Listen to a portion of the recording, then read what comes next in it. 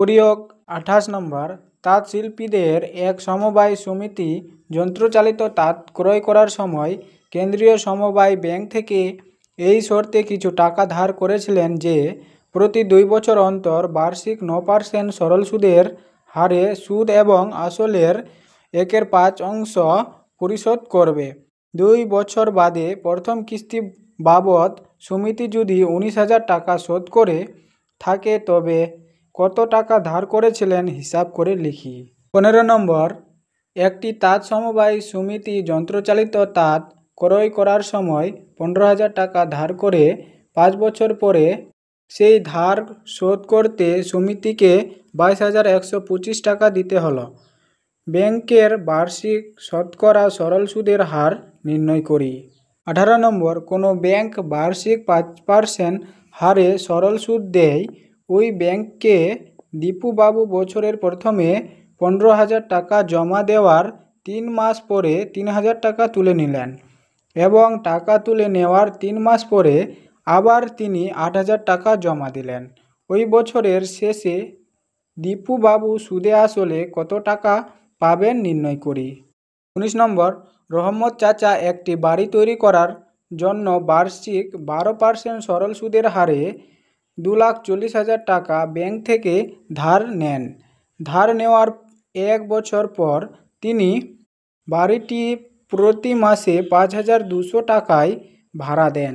ধার নেওয়ার কত বছর পরে তিনি বাড়ি ভাড়ার আয় থেকে ব্যাংকের টাকা সুদসহ শোধ করবেন তা হিসাব করি।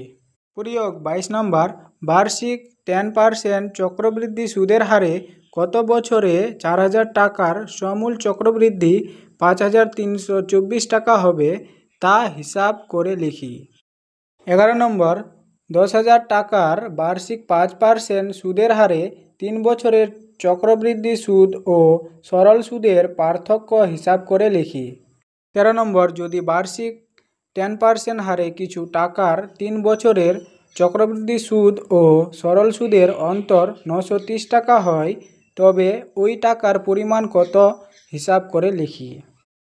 12 নম্বর, বছরের প্রথমে অরুণ ও অজয় যথাক্রমে 24,000 টাকা ও 30,000 টাকা দিয়ে যৌথভাবে ব্যবসা শুরু করেন, কিন্তু কয়েক মাস পরে অরুণ আরও 12,000 টাকা ওই ব্যবসায়ে মূলধন দেন।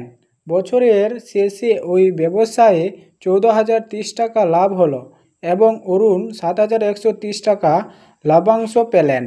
অরুণ কত মাস পরে ব্যবসায়ে টাকা দিয়েছিলেন নির্ণয় করি। 14 নম্বর, দুই বন্ধু যথাক্রমে 40,000 টাকা ও 50,000 টাকা দিয়ে একটি যৌথ ব্যবসা শুরু করেন। তাদের মধ্যে একটি চুক্তি হয় যে লাভের 50% নিজেদের মধ্যে সমান ভাগে এবং লাভের অবশিষ্টাংশ মূলধনের অনুপাতে ভাগ হবে। প্রথম বন্ধুর লাভাংশের পরিমাণ যদি দ্বিতীয় বন্ধুর লাভাংশ অপেক্ষা 800 টাকা কম হয় তবে প্রথম বন্ধুর লাভাংশের পরিমাণ হিসাব করে লিখি।